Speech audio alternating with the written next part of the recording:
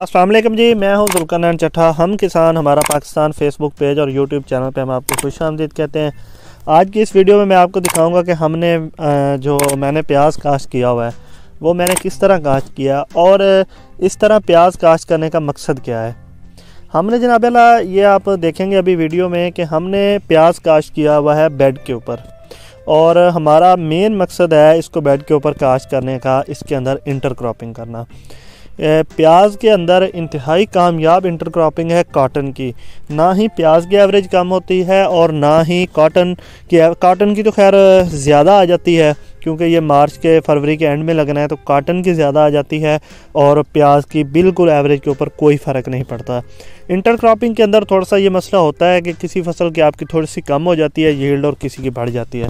लेकिन अगर आप प्याज की और कपास की इंटरक्रॉपिंग करेंगे, इन दोनों का अगर आप गट्ठा काश्त करना चाहेंगे तो बिल्कुल भी आपकी बल्कि कपास की आपकी बढ़ जाएगी और प्याज की आपकी उतनी रहेगी जितनी कि अगर आप इसके अंदर कॉटन लगाएं या ना लगाएं तो इसकी यील्ड के ऊपर, इसकी एवरेज के ऊपर कोई फ़र्क नहीं पड़ना।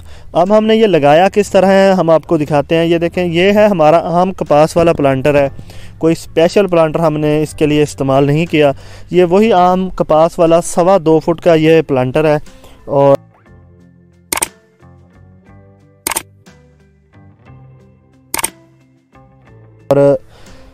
इसके ऊपर सबसे पहले हमने ये किया है कि स्टिक की मदद से हमने इसके ऊपर लाइनें लगाई थी। 5 से 6 इंच के ऊपर एक लाइन लगाई थी। ये अगर आप ज़्यादा ज़रा क्लोज करके दिखाएं, ये देखें, ये लाइन आपको दिखाई दे रही होगी, ये लाइन, ये लाइन, ये लाइन, फिर ये लाइन, ये लाइन, इस तरह हमने इसके ऊपर लाइनें लगाई थी। और उन लाइनों के अंदर बेड की एक साइड पे, ये आप देख सकते हैं वीडियो में, 4 पौधे और दूसरी साइड पे भी 4। इस बेड के ऊपर टोटल 8 पौधे लगे हुए हैं एक लाइन के अंदर। और दरमियान में ये आप देखें कि ये हमने जगह तकरीबन ये जो आधा फुट है, 6 इंच जगह हमने नहीं लगाई, क्योंकि हमारी जो यहाँ पे ज़मीन है वो थोड़ी ज़्यादा है, पक्की है, तो इस वजह से यहाँ पे फुल वत्तर के लिए परेशानी रहती है कि इसको अगर हम पूरा तर वत्तर करें, हो तो जाता है लेकिन उसके लिए फिर साइडों से पानी चढ़ जाता है बेड के, तो वो फिर बाद में जब हम कॉटन लगाएंगे तो ये वाली जगह जो देखें ये बिल्कुल नरम पड़ी है, ये भी सख्त हो जाएगी। यहाँ तक पानी आएगा तो वहाँ तक सेक जाएगा। तो इसके लिए तो हमने इसके लिए फिर दरमियान वाली जगह छोड़ दी है। अगर आप इसके अंदर इंटरक्रॉपिंग नहीं करना चाहते, कोई और फसल नहीं लगाना चाहते, तो फिर 2 पौधे यहाँ दरमियान में भी लग सकते हैं। 10 पौधे एक लाइन में एक बेड के ऊपर लग सकते हैं। हर 5 इंच के बाद एक लाइन है, ठीक है जी। इस तरह हमने लगाई है। हमारा मकसद इसके अंदर कॉटन लगाना है, फिर कॉटन के लिए भी हमने जगह रखनी थी। अब यहाँ पे कॉटन का पौधा आ जाएगा, ये प्याज का खड़ा इस साइड पे आ जाए, तो ये बहुत थोड़ी इतनी की जगह तो इसने ही कवर कर लेनी है, 2-2.5 इंच, तो इस साइड से इसने आ जाना। तो यहाँ पे कॉटन के पौधे के लिए बिल्कुल थोड़ी सी जगह बच जानी है जहाँ पे हमने वो लगाना है। हाँ, ये दरमियान वाला हमने अपनी ज़मीन के हिसाब से किया है। और अगर आपकी ज़मीन थोड़ी सी नरम है, जिस तरह कोई रेतली टाइप होती है, थोड़ी सी नरम है, तो उसमें आप पूरे बेड के ऊपर बेशक लगाएं, बड़े बेड के ऊपर भी आप लगा सकते हैं। हाँ, इसमें एक और हो सकता था कि अगर हम कपास की इंटरक्रॉपिंग ना करते तो छोटा बेड बना लेते, तो उस सारे बेड के ऊपर भी लग सकता है। कुछ भाइयों ने कुछ लगाया हुआ है। लेकिन अगर आप कॉटन के अंदर इंटरक्रॉपिंग के ज़रिए इंटरक्रॉपिंग करना अगर आप चाह रहे हैं, तो फिर इसके लिए ज़रूरी है कि आप लाइनें लगाएं। लाइनें लगा के इसको एक तरतीब के साथ काश्त करें, ताकि बाद में आपको कपास लगाने के वक्त किसी किस्म की परेशानी का सामना ना करना पड़े।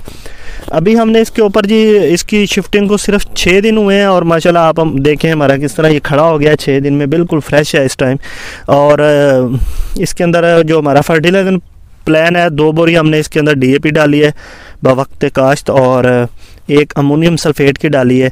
यही हमने इसके अंदर खाद डाली है। और पनीरी की शिफ्टिंग के बाद हमने इसके ऊपर स्प्रे भी किया है जड़ी बूटियों को रोकने वाला।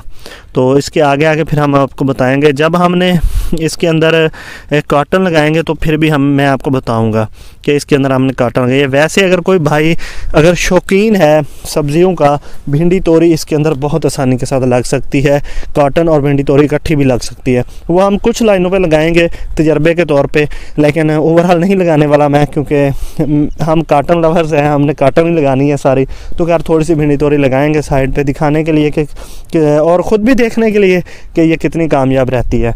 तो ये थी मेरी आज की प्याज की वीडियो। और इसके अलावा आपने हमारी अगली वीडियो बिल्कुल देखनी नहीं भूलनी। वो वीडियो हमारी आ रही है जिस तरह प्याज कास्ट हुआ है बेड के ऊपर ब्लैक शीट के अंदर। बहुत सारे भाइयों को इसमें मसला बनेगा कि इसके ऊपर जो जड़ी बूटियाँ उग जाएंगी, तो उसके लिए आजकल जो सबसे ट्रेंडिंग में है, इसके ऊपर जो शापर लगाकर काश्त किया जा रहा है वो बहुत ही मतलब एक ज़बरदस्त काश्त है, उससे पैदावार में मज़ीद इजाफा होता है।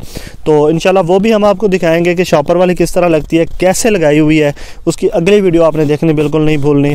तो ये वीडियो हमारी इसके साथ ही अब मुकम्मल होती है। और बराए मेहरबानी अगर आपको वीडियो अच्छी लगी है या आप समझे इस वीडियो से आपको कोई भी इंफॉर्मेशन मिली है तो बराए मेहरबानी इस वीडियो को शेयर करना ना भूलें। और अगर आप यही वीडियो हमारे यूट्यूब पर देख रहे हैं तो हमारे यूट्यूब चैनल हम किसान हमारा पाकिस्तान को सब्सक्राइब करना बिल्कुल ना भूलें।